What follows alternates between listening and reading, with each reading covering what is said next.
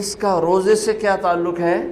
اس کا روزے سے تعلق یہ ہے کہ 360 دن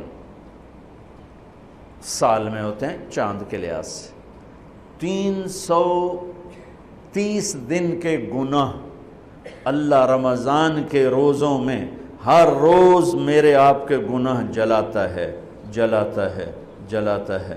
بھوک لگتی ہے ایک آگ بنتی ہے، پیاس لگتی ہے ایک آگ بنتی ہے، تو ہمارے لکڑی کی آگ میں چیزیں جلتی ہیں اور ہماری بھوک، روزے کی بھوک کی آگ میں گناہ جلتے ہیں، اور 29ویں روزے اللہ سارے سال کے گناہوں کو جلا کے روزہ والا یا روزے والی کو ایسے پاک کر دیتا ہے جیسے آج ماں کے پیٹ سے نکلا ہو،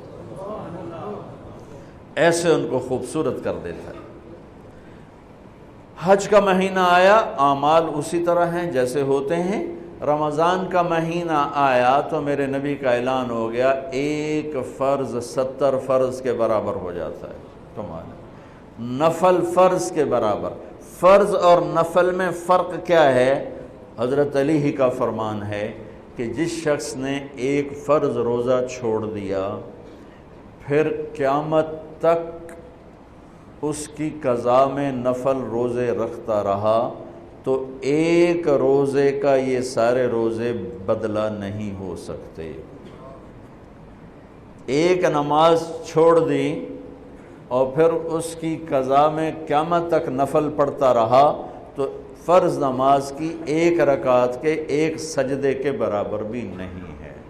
فرض میں اتنی طاقت ہے، تو اللہ کی رحمت کیسے متوجہ ہوتی ہے کہ رمضان کے مہینے میں اللہ فرماتے ہیں میرے محبوب کی امت ہے، ایک فرض کو 70 کے برابر کر دو، اور پھر فرماتے ہیں نفل کو فرضوں کے برابر کر دو، اور پھر فرماتے ہیں جو رات کو تراویح پڑھے گا، دن میں روزہ رکھے گا، آخری رات اسے ایسے دھو کے پاک کر دوں گا کہ اس کے ذمے گناہ کا ایک ذرہ بھی باقی نہیں بچے گا، سب گناہ اللہ تعالیٰ اس کے معاف فرما دے گا۔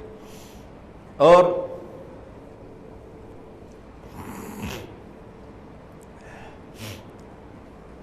میرے نبی نے فرمایا من صام رمضان ایمانا و احتسابا، دوسری بھی من قام رمضان ایمانا و احتسابا، جس نے روزہ رکھا اللہ کی رضا کے لیے، جس نے تراویح پڑھی اللہ کی رضا کے لیے، اس کے پچھلی زندگی کے سارے گناہ اللہ معاف فرما دیتا ہے۔ رات کا قیام کسی امت کو نہیں ملا۔ دیکھو روزہ سخت تھا تو ان کا قیام اللیل نہیں تھا، چونکہ وہ اپنی کتاب پڑھ سکتے ہی نہیں تھے۔ رمضان میں اللہ نے آسمانی کتابیں اتاریں، یکم رمضان کو ابراہیم علیہ السلام پر، 2 رمضان کو تورات موسیٰ علیہ السلام پر، 8 یا 6 رمضان کو عیسیٰ علیہ السلام ان پر، موسیٰ علیہ السلام پر، ان پر داؤد علیہ السلام پر زبور کو اتارا، اور 12 یا 18 رمضان کو عیسیٰ علیہ السلام پر انجیل کو اتارا، اور 21 رمضان کو اللہ تعالیٰ نے پیر کی رات لیلۃ القدر میں غار حرا کے اندر اللہ تعالیٰ نے اپنے محبوب پر کتاب کو اتارا۔ وہ کتابیں فل آ گئیں، لکھی لکھائیں۔ قرآن فل نہیں آیا، قرآن صرف ایک سورت کے 19 الفاظ آئے بس، اور پھر 23 برس میں قرآن اترا۔ کتنے انبیاء ایسے گزرے ہیں جن کے پاس جبریل زندگی میں ایک دفعہ آیا، زندگی میں جبریل ایک دفعہ، اور 1 سے لے کر آگے کوئی تعداد مقرر نہیں ہے، 100 دفعہ 200 دفعہ، لیکن آپ حیران ہوں گے ہمارے نبی پر جبریل 23 برس میں 24,000 دفعہ آئے، 24,000 دفعہ، جو ایک عجب العجائب ہے، عجب العجائب ہے۔ تو میرے بھائیوں، رات کی تراویح، دن کا روزہ، تراویح میں کیا ملنے والا ہے؟ میرے نبی کا فرمان ہے ہر سجدے پہ 1,500 نیکی، ہر سجدے پہ 1,500 نیکی۔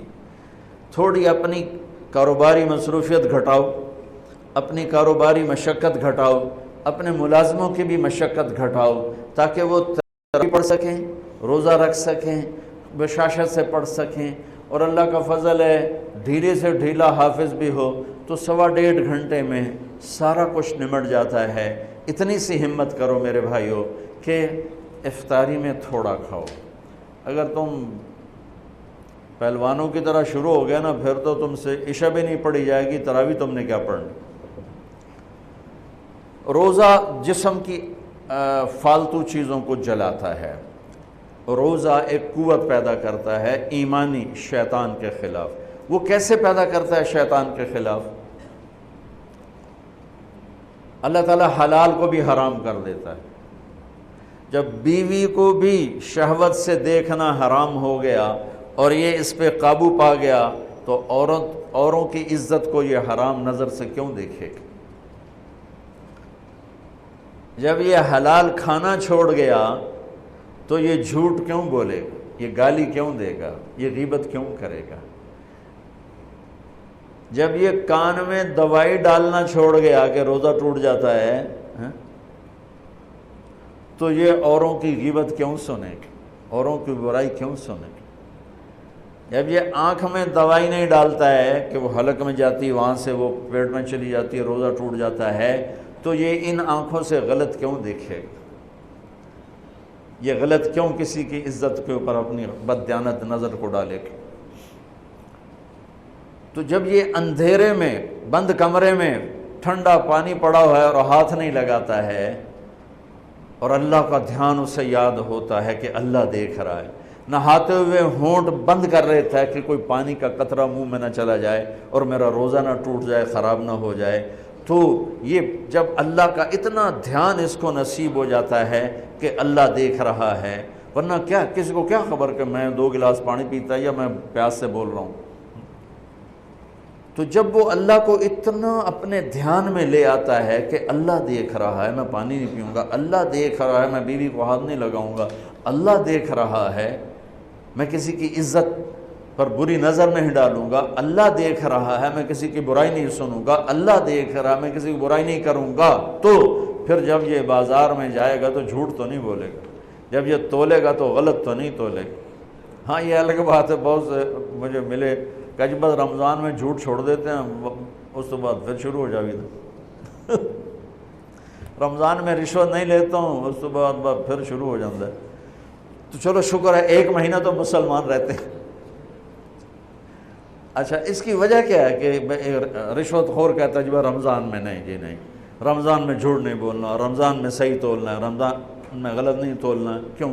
شیطان قید ہو جاتا ہے۔ رمضان میں نمازی کیوں بڑھ جاتے ہیں؟ شیطان قید ہو جاتا ہے۔ کسی امت کو یہ نہیں ملا کہ رمضان میں شیطان قید کیے جائیں، اس امت کو ملا رمضان میں شیطان قید ہو جاتے ہیں۔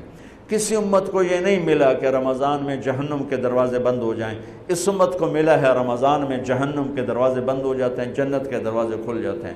کسی امت کو یہ نہیں ملا کہ ان کے لیے ہر مخلوق دعا کرے، رمضان کے مہینے میں اس امت کو یہ ملا ہے کہ ان کے روزہ رکھنے والوں کے لیے چونٹیاں بھی دعا کرتی، پرندے بھی دعا کرتے ہیں، مچھلیاں بھی دعا کرتی ہیں، ہوائیں دعا کرتی ہیں، ہر شے دعا کرتی ہے روزہ رکھنے والے کی۔ اس امت کو ملا۔ کسی امت کو یہ نہیں ملا کہ آخری رات ان کی سب کی بخشش ہو جائے، اس امت کو ملا ہے کہ ان کی آخری رات سب کی بخشش ہو جاتی۔ کسی امت کو یہ نہیں ملا کہ جنت کی حوریں انہیں روزوں میں یاد کریں، اس امت کو ملا ہے کہ اللہ تعالیٰ جنت کو کہتا ہے کہ تو تیار ہو جا، میک اپ کر لے، میرے بندے آ رہے ہیں، دلہن بن جا، سج دھج کے مجھے دکھا دے تاکہ میں اپنے بندوں کو پیش کروں تحفے کے طور پر۔ یہ ہے تمہاری بھوک کا بدلہ، یہ ہے تمہاری پیاس کا بدلہ۔